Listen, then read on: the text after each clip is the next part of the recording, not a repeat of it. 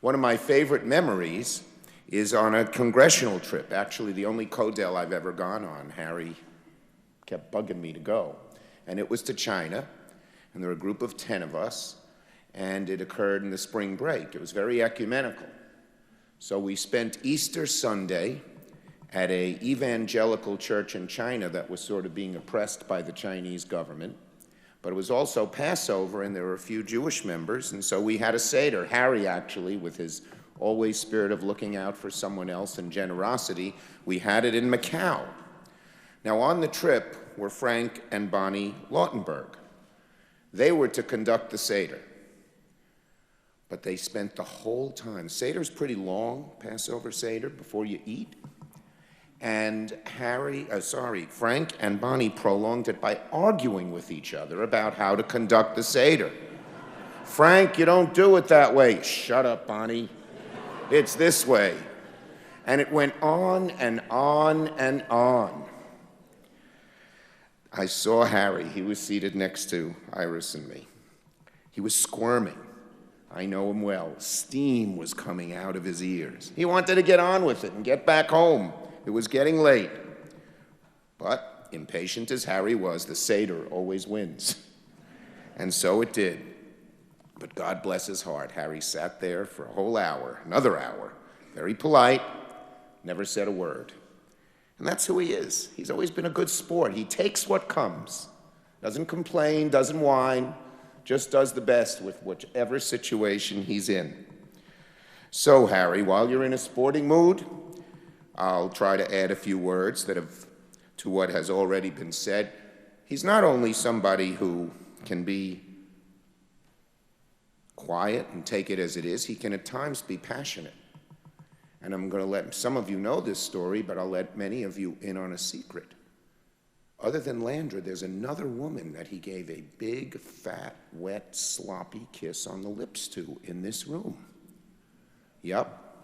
Harry and I were sitting there at the election night of 2006. It was all hanging in the balance, whether we'd get the majority. And when the TV from Missouri came on, and Claire McCaskill came out as the winner, Harry, in front of hundreds, marched up to the TV and just started kissing Landra. Not Landra, Claire, over and over again. I had to go up and wipe off the TV.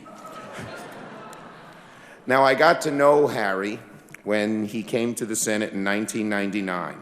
Here was this man, soft-spoken Mormon from Searchlight, Nevada, a town that was miles from nowhere, and here I was, a brash Jewish kid out of Brooklyn, a match made in heaven. I quickly learned that soft-spoken didn't mean that he would keep his opinions to himself or sand down the rough edges. We've all heard him on the floor. He's never been cagey with the reporters.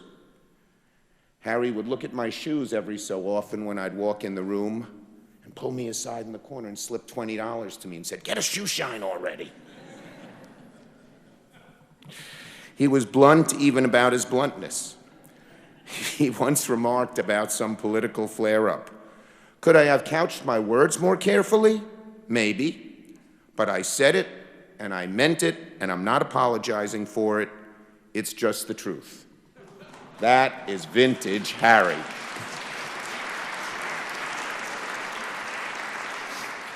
Now, if you've heard about Harry's childhood, as we all did today in his final speech, you begin to understand why he is so plain-spoken. He's a product of his environment, like we all are. But with Harry, it's not exactly the way you'd expect. Hardscrabble childhoods like his, especially when they produce a person of such prominence, tend to instill in a person that mythology of rugged individualism, picking yourself up by your bootstraps, going at it alone.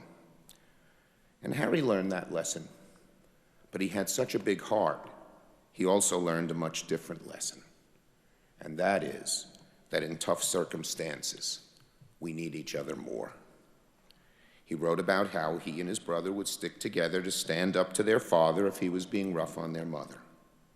As a young lawyer, he would take cases that no one else wanted, defending folks he knew were guilty, But he also knew they were treated unfairly by the system in some way.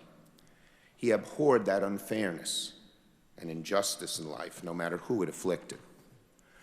Ultimately, the lesson Harry carried with him throughout his life was that no one goes it alone, and was part of his responsibility to stick up for those caught in, quote, the tentacles of circumstance, as LBJ put it.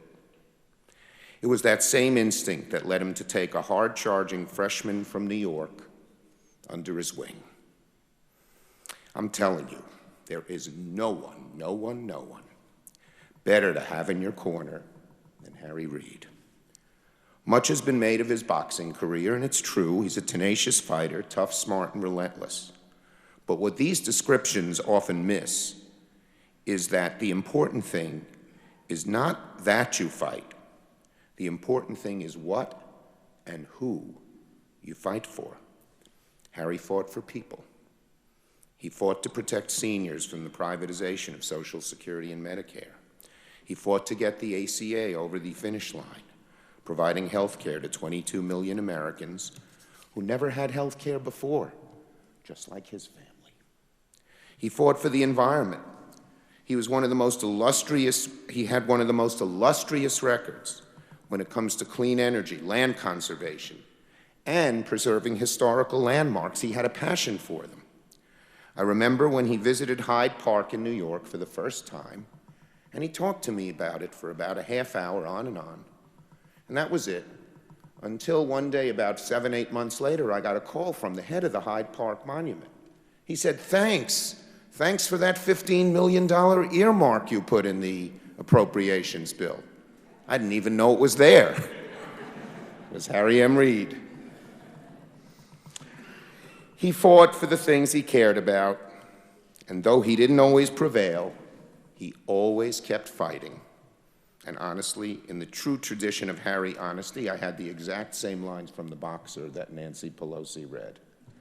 I think I'll read, that Hillary read, but I'll read them again because they're so apropos.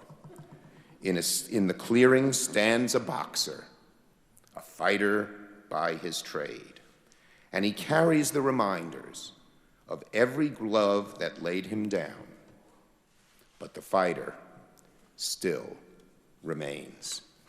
Harry's the third longest serving Senate leader, and as we all know, the higher you go, the more fiercely the winds blow.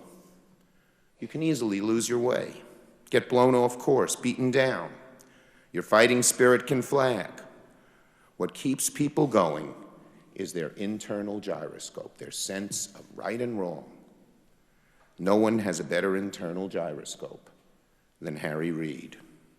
So while Harry carries the scars of tough legislative battles, hard-won victories, heartbreaking setbacks, Harry Reid, the fighter, has always remained. He was always guided through those fights by his internal gyroscope, and that's why, having talked to him, I know he has very few regrets. Watching him, working by his side, it taught me how to be a senator and a leader. He taught me that our Senate caucus is a family. He taught me how we all look out for each other's back. He taught me to stay true to myself.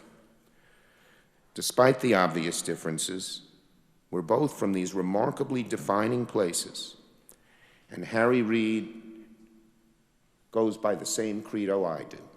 I'm from Brooklyn.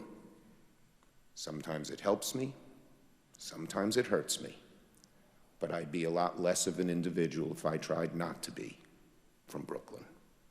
The same exact thing could be said about Harry and Searchlight, Nevada. In fact, writing about his hometown, Harry said that, quote, much attention is paid in public life to the importance of the collection of attributes that we call character. He wrote, somewhat less attention is devoted to consideration of where character is born. Character and values come from places you wouldn't necessarily think to look, because some of the men and women of greatest character that I will ever meet in my life came from this place of hard rocks and inhospitable soil. He was talking about his friends and family and the people he knew growing up, but I don't think truer words could ever be spoken about the man himself. In my life, he is one of the men of greatest character that I have ever met. Powerful, but with uncommon humility, honest and loyal, unsparingly funny, a scrappy fighter with this great, big heart, a titan of the Senate. He's one of the most unique men that any of us will ever meet. Truly one of a kind, and I've been lucky to call him my colleague, my mentor, my friend. Harry, I would not be the senator nor the man I am today without you. I can only say thank you from the bottom of my heart, and I'll miss you. So, folks, it'll be quite some time until we see another like Harry Mason Reid. Until then, this portrait will have to do. Thank you.